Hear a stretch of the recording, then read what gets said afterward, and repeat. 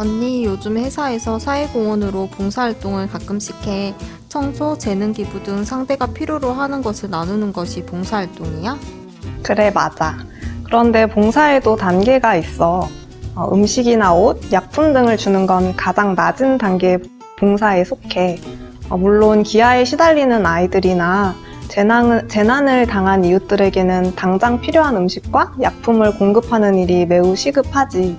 하지만 이런 1차원적 봉사로는 한계가 있어. 이보다 한 차원 더 높은 봉사는 어려운 사람들이 스스로 일어설 수 있도록 돕는 거야.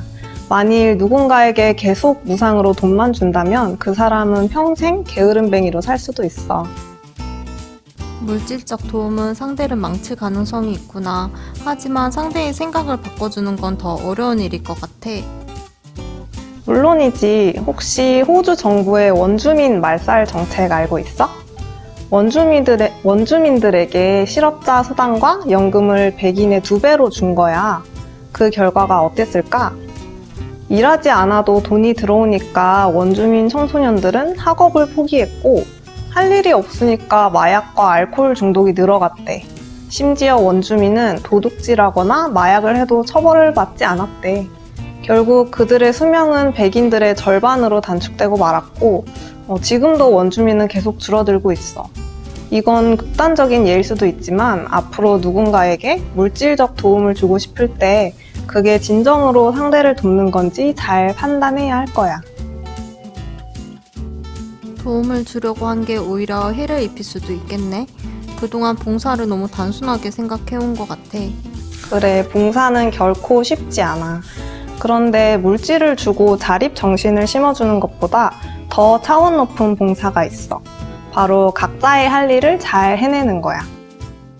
그건 너무 상식적인 이야기 아니야? 그렇지 않아. 실제로는 굉장히 어려운 일이야. 우리나라에 12,000종류의 직업이 있는데 모두가 맡은 일을 철저하게 잘 해낸다고 상상해봐. 정치인이 고아원에 가거나 불우이웃에게 김장김치를 나눠주는 것보다 정책을 잘 만드는 편이 훨씬 큰 봉사야. 정치를 아주 잘해서 김치를 못 담그는 불우이웃 자체가 안 생긴다면 그거야말로 최고의 봉사잖아? 부처님께서는 이를 정업이라고 하셨어.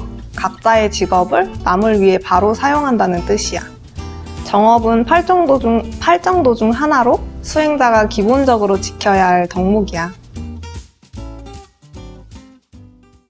불교는 마음 공부하는 거라고 들었어. 살면서 마음을 긍정적이고 좋은 쪽으로 쓰면 되는 것 아니야?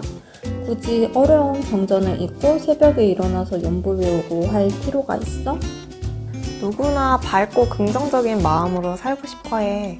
하지만 그게 마음대로 되지 않으니까 괴로운 거야. 만일 네가 진실하게 대해주었던 친구가 너를 배신하고 이용했다는 걸 알게 되면 밝은 마음을 유지할 수 있을까? 쉽지 않을 것 같아. 그런 일 겪으면 우선 크게 상처받고 그 다음엔 보통 둘 중 하나로 대응하게 돼. 당한 것 이상으로 대갚아주거나 상대보다 힘이 없으면 할 수 없이 꾹 참는 거지. 문제는 어떤 경우에도 마음이 증오심으로 어두워진다는 사실이야. 어두운 마음으로 세상을 살면 주변 사람들이 다 싫어하게 되고 그럴수록 더 누군가를 미워하게 되고 악순환에 빠지는 거지. 그럼 마음 공부를 하면 배신당하고 괴로운 일이 생겨도 마음을 밝게 지킬 수 있어? 그러기 위해서 마음 공부하는 거야. 옷맵시가 좋으려면 옷 자체보다 그 안에 들어가는 몸이 중요하듯이 행복한 인생을 살려면 몸보다 그 안에 깃들어 있는 마음이 훨씬 중요한 거야.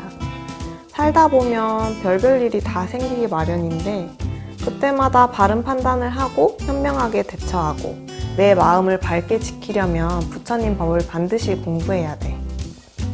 마음 공부가 그다지 쉬울 것 같지 않아. 쉽다고 생각하면 큰 오산이야. 특별히 타고난 사람 아니면 혼자 힘으로는 거의 불가능하다고 보면 돼.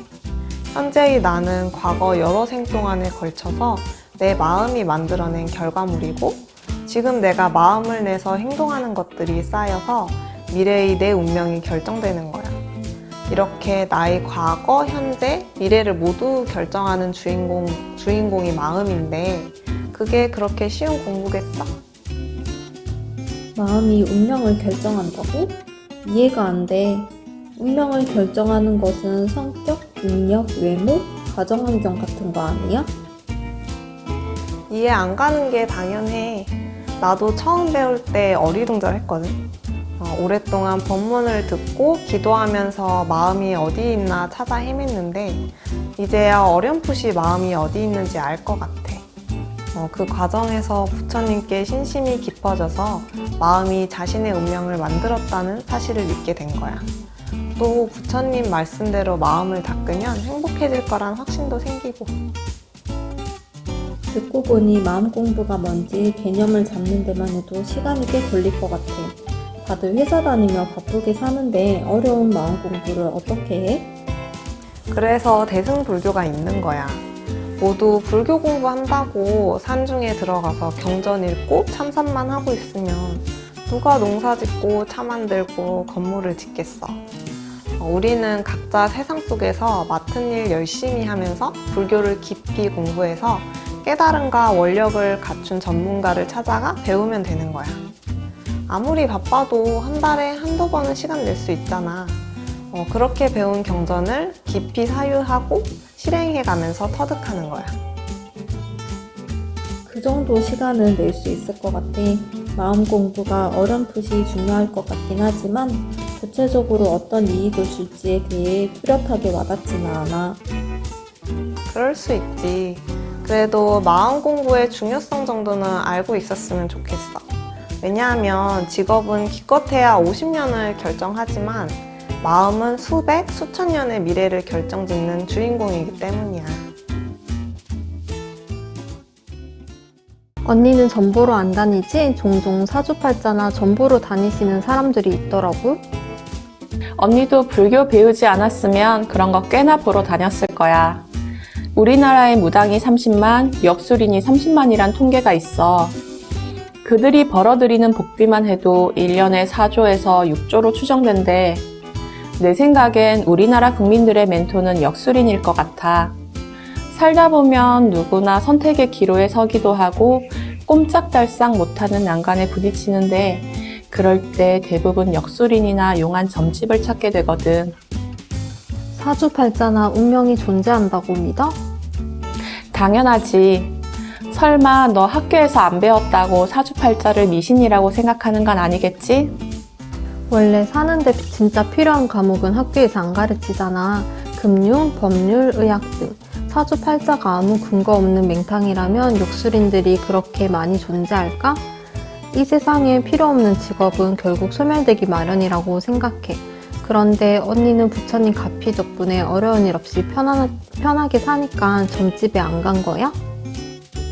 그렇기도 하고 안 그렇기도 해. 애매한 대답이지? 사실 언니도 어찌할 수 없는 고통을 해결하기 위해서 불교를 찾아온 거야. 그런데 부처님께서 깨끗하게 해결해 주셨고 나아가 더 이상 괴로움을 겪지 않을 수 있는 방법이 부처님 법안에 있다는 걸 알려주셨어. 불교 공부를 안 할 이유가 전혀 없잖아? 무조건 이득이니까. 생각해보면 불법을 만난 이후엔 감당할 수 없는 힘든 일은 부처님께서 해결해 주셨어. 그 외의 어려움들은 부처님 법문을 듣고 사유해가며 해결할 수 있는 힘이 생겼고 그러니 점집을 찾을 이유가 없었던 거야. 그럼 불교 공부를 하면 운명이 바뀔 수 있어? 물론이지. 부처님께서는 각자의 운명을 만든 주체가 무엇인지 그리고 운명을 바꾸고 개선하려면 어떻게 해야 하는지를 분명하게 제시해 주셨거든. 그렇다면 지금 당장 현실이 어렵고 막막해도 좌절할 필요가 없겠어. 부처님 법을 믿고 실행하면 얼마든지 운명이 바뀔 수 있는 거니까. 맞아. 그래서 부처님 법을 감로수에 비유하나 봐. 아무리 현실이 어려워도 해결 방안이 분명하게 있다는 걸 알면 삶이 달라지는 거야. 모를 땐 그저 일상이 하루하루 버텨내는 삶에 불과하겠지만 부처님 법을 알고 나면 오늘 하루가 모든 것을 바꿀 수 있는 또 다른 기회란 걸 알게 돼.